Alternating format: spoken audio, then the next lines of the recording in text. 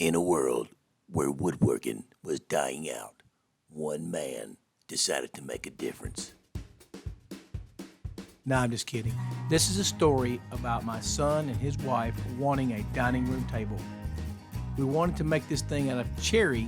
She had some poplar wood that had been kept in her barn for a long time. So we're going to use this poplar you see us planing here along with the cherry, and it's going to make a really nice dining room table. So enjoy the video.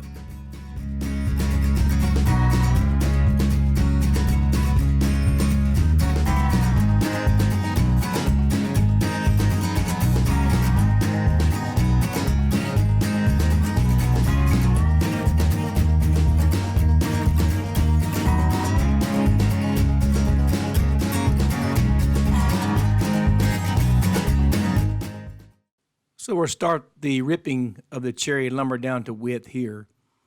And you want to make sure you take real serious precautions here when you're cutting. I don't have a guard on my table saw as you see there, but it gets in my way on my table saw. So be real careful when you're doing this to get your hands clear of the blade.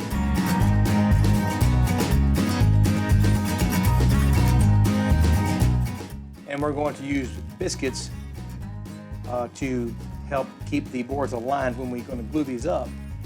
They don't really add a lot to the strength of the joints, of course, but they do help with alignment. There are other methods we could have used.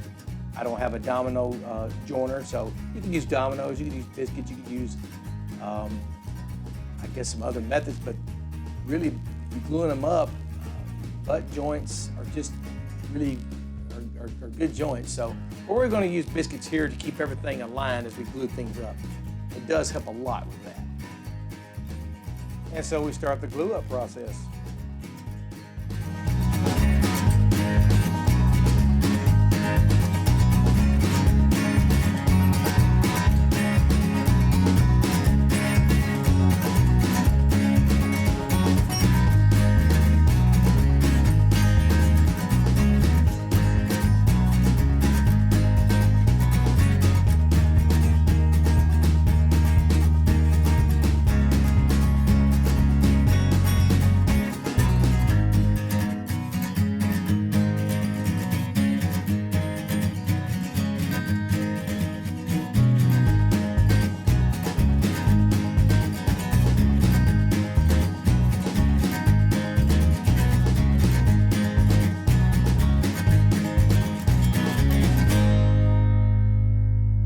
Making sure to get the clamps even all the way down. And here I'm going to use cawls and with some Tyvek tape on there so it won't stick to the glue, and I'm going to take those off.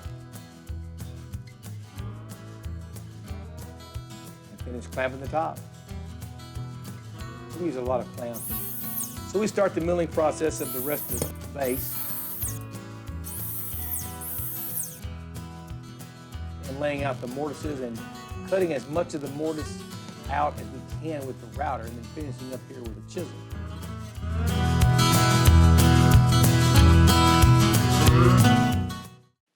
I actually enjoy using a chisel. I find it very rewarding to making mortises. It's just something about doing that by hand. I just really get a lot of satisfaction out of it. Here we're laying out the tenons. It's going to be the centerpiece for the base of the table, and I'm just going to cut out most of this tenon with my radial arm saw, and then I will chisel the rest of it out.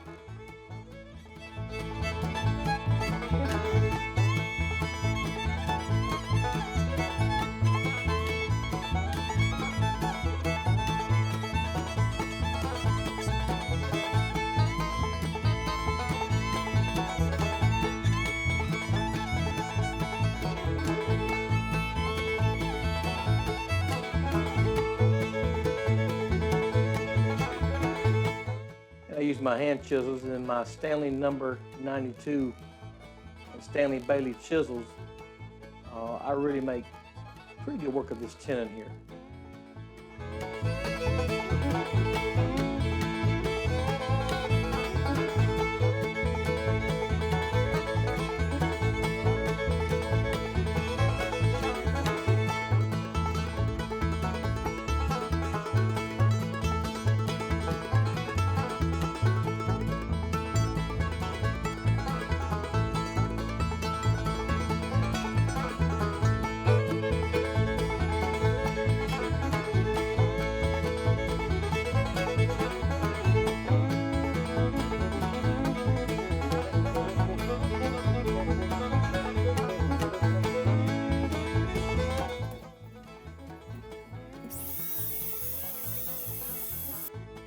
So we made this jig to fit inside, or to cut the mortise out using the router, and it worked really, really well.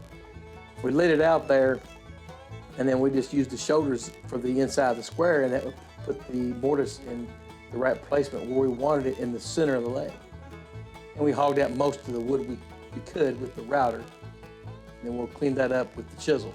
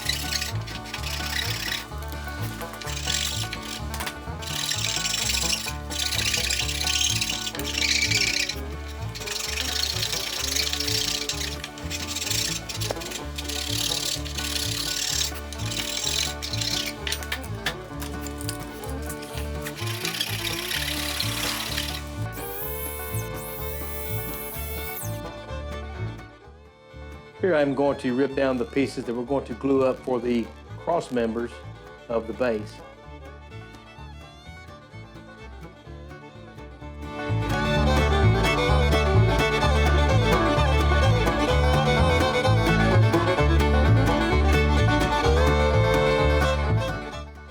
So here I'm gluing up somewhat of a foot that's going to go on the base of this table. I'm going to tack this with my brad nailer for the glue to dry, and move on to cutting the final width.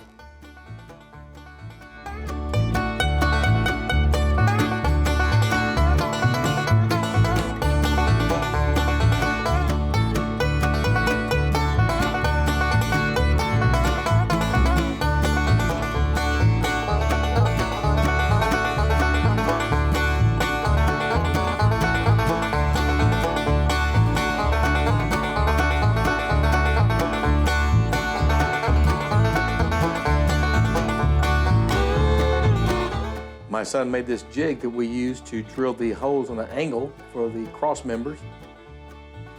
Worked really well. And we start sanding, and we sand and we sand. We'll take everything pretty much to a 320 grit on the legs.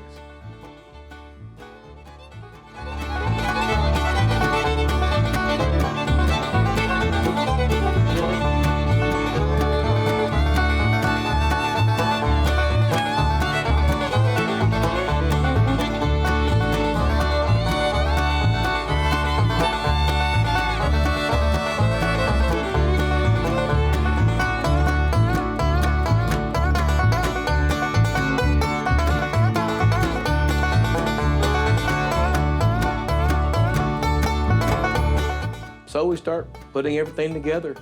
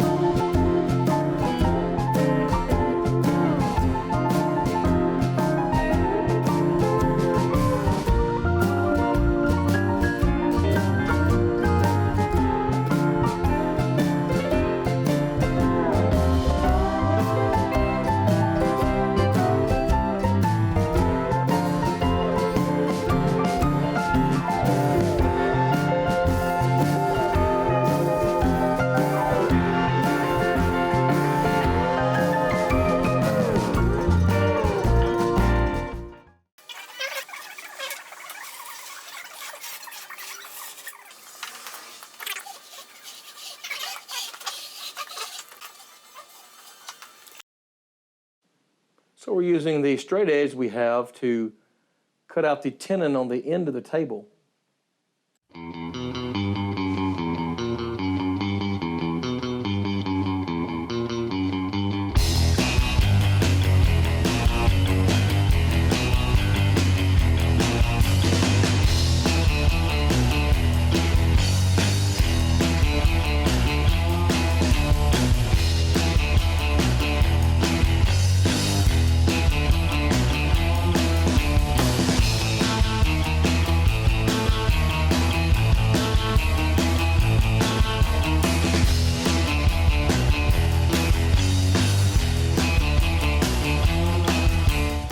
So now we're going to use the Stanley number 92 as well as the Stanley number 78 that you see there, the rabbet plane or rebate plane if you're in England.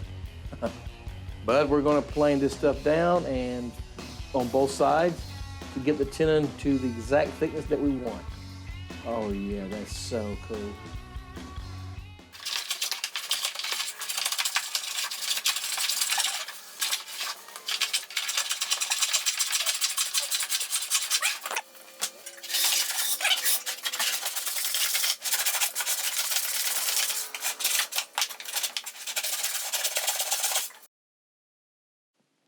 And now the ever fun part of making the breadboard ends. I'm using my table saw, just raise it up to cut that out, then I'm going to chisel it out.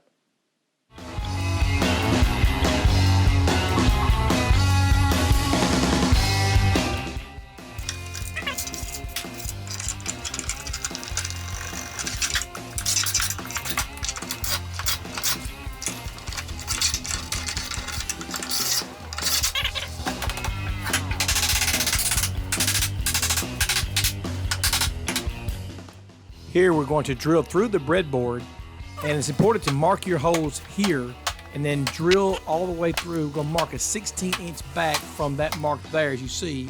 We're going to drill through the tenon on the table. We're going to slot the end holes here. That allows for expansion and contraction when the wood moves during seasonal changes. It's important here to get a good fit that's not too tight and not too loose. Just right. We'll taper down the dowels using oak dowels and fill in the holes that were there from the wood with some epoxy.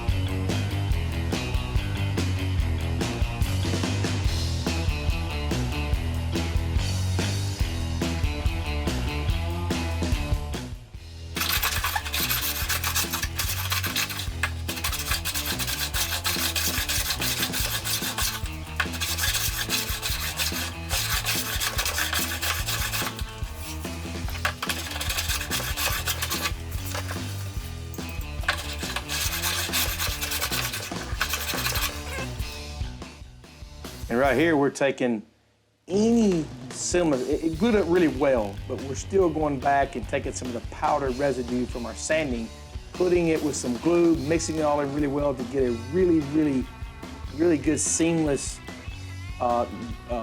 joint here.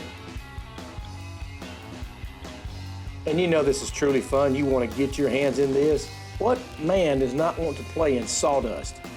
Really?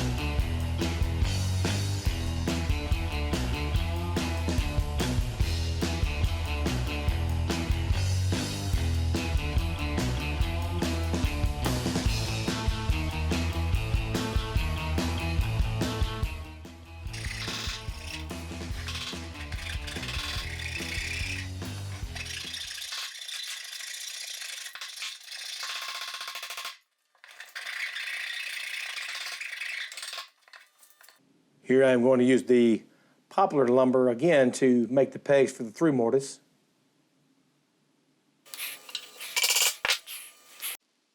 Here I'm using a spray bottle to spray the top down with this water. And what this does, this raises the grain fibers up.